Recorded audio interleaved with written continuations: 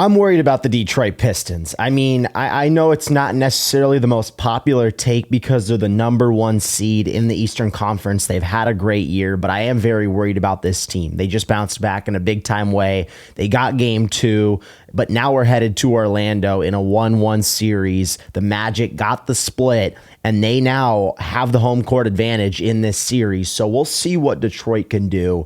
But I was very concerned to see this game 1 performance.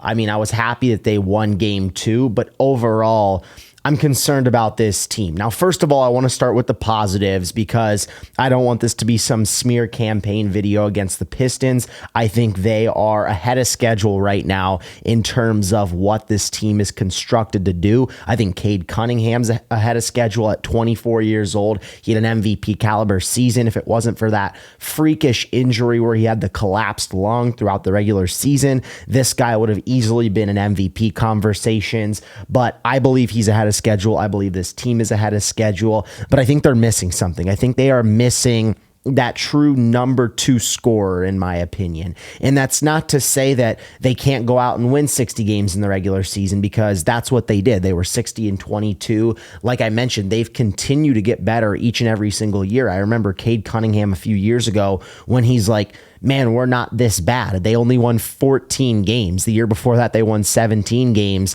Last year, they won 44, got into the playoffs, lost in the first round. This year, they increased their win total by 16 games. They ended up winning 60 games, which was very impressive. JB Bickerstaff is heavily in the conversation to win the Coach of the Year so far. But for me, I'm looking at this team in the big picture. Because they are the number 1 seed in the Eastern Conference, they have championship aspirations. This is not just a team that, hey, they're going to go get the number 1 seed in the East, and if we win a playoff series, we're happy. No, you're the number 1 seed for a reason. You have championship aspirations right now. But the way I'm viewing this Pistons team, I think they're missing that true number 2 scorer, and it's been apparent so far in this first round series. Now, I don't think this is necessarily the matchup that suits them well. Orlando is a big physical team that they're going to play slow. They're going to really make you work for it. Similarly to Detroit. Detroit is such a great defensive team. They have the second best defensive rating in the NBA, but we're in the day and age now where you can't just beat teams with your defense. You need scores. You need guys that can go get it done. And outside of Cade Cunningham, I just don't see this team with true elite talent offensively outside of Cunningham. He had 39 points in game 1, and they ended up losing by 11 points. I think most of the time, if you're going to ask your number 1 player to go drop near 40 points for you, whether you're the Timberwolves and Anthony Edwards, whether you're the Lakers and Luka Doncic, you're the Spurs and Victor Wembanyama, I can keep going here. If you're these teams and you are a legit championship contender and your number 1 option drops 39 points, more than likely you're going to win, let alone win against the 8 seed in the first round. But for the Pistons, Cade had a brilliant game, dropped 39 points, and they ended up losing by 11. And I'm like, man, that's 39 points, but where's the other scoring going to come from? It feels like if teams score over 100, I'm nervous if the Pistons can hang around right now, because they had some solid production from Jalen Duren in the regular season. He was a guy that averaged nearly 20 points per game, but I can't see him being the guy that is your number 2 scorer that goes and gets it done. Like, I was thinking to myself, I'm like, okay, I'm going to go through each championship contender, and 99% of the time, and even championship teams, they have a legit number 2 option. So you go through the East right now. The Pistons, I think they're missing a number 2 scorer. The Celtics obviously have Jaylen Brown and Jason Tatum. The New York Knicks, Jalen Brunson, Karl Anthony Towns can get it going at any point. Cleveland Cavaliers, they obviously have Donovan Mitchell and James Harden, 2 elite scorers. Even Evan Mobley, I think, can step up and give you some nice production.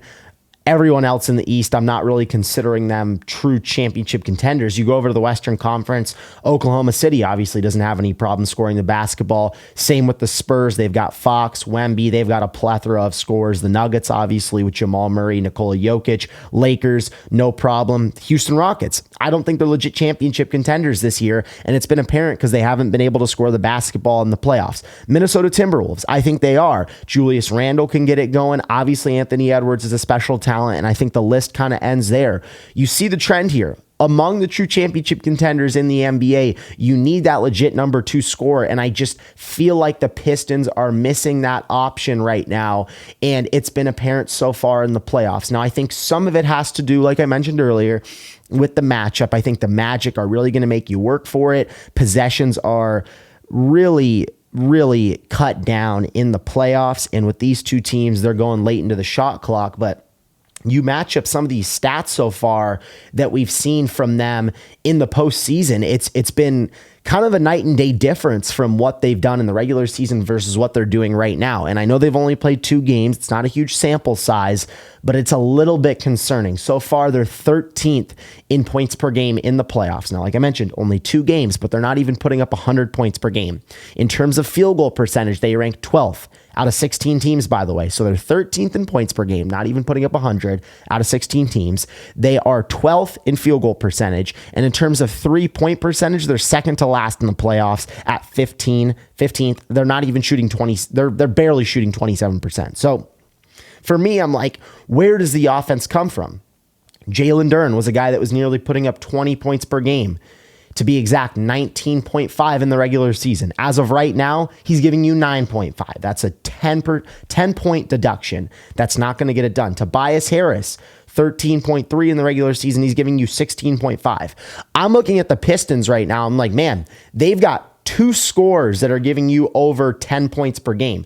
I can go to the San Antonio Spurs right now, and I can guarantee you they've got like 5 or 6 guys that are giving you over 10 points per game. So I've got Victor Wembanyama, I've got Stephon Castle, I've got De'Aaron Fox, I've got Devin Vassell, and I've got Luke Cornett. You go to this team in the regular season, I mean, man, they had Julian Champagnie, that's 1. They had Dylan Harper, Keldon Johnson, Devin Vassell, Stephon Castle, De'Aaron Fox, and Victor Wembanyama. That is 7 guys giving you over 10 points per game. That's not to mention Harrison Barnes had 9.9. So you could really give him 10 right there. So you see the point that I'm trying to make here. And I'm not trying to cherry pick this with the Detroit Pistons because like I mentioned at the beginning of the video, I think they are playing better than what people thought. I think they're ahead of schedule right now in terms of what they're doing. But we've seen it a lot in the regular season over the last few years when a team wins a lot of regular season games. For instance, the Cavaliers last year, I believe they were the number 1 seed in the East. They lost in the second round. The Utah Jazz with Donovan Mitchell, just because we're on the Donovan Mitchell train here. I remember they would get a super high seed with the Jazz, and then they would get bounced super early in the playoffs every single year. Like, it's not out of this world for teams to get this high seed, do well in the regular season, but then kind of fizzle out in the playoffs. I just don't see it with the Detroit Pistons this year. I think they're not frauds because I still think this is a great season for them. But guys, to be honest, I don't even know if they're going to make it out of the first round. I think the Magic are really a tough matchup for them.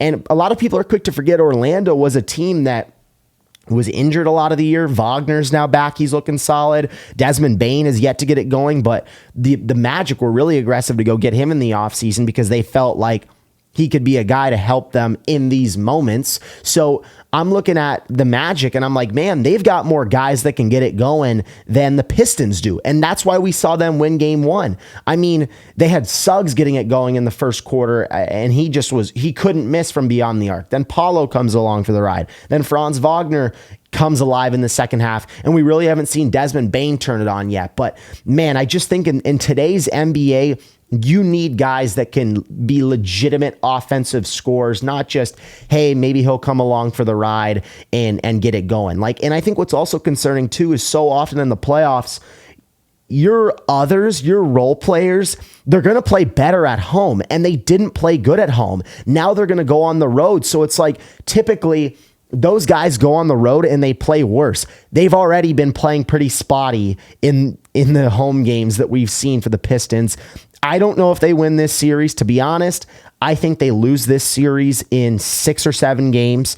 And I think it's going to be a stinger for them, but I think it's a good thing for them in the long run because they got to go be aggressive to get some scores for Cade Cunningham, to go get a true number 2, get some guys that can really step up and give you some good production offensively, because they just don't have that right now. And it sounds tough to say, but this isn't the year for the Detroit Pistons. If they do make it out of this round, they will not beat the Cleveland Cavaliers. Sorry to break the news for you guys. Thank you guys so much for watching this video. My name is Caden Kubler, and we'll see you guys next time.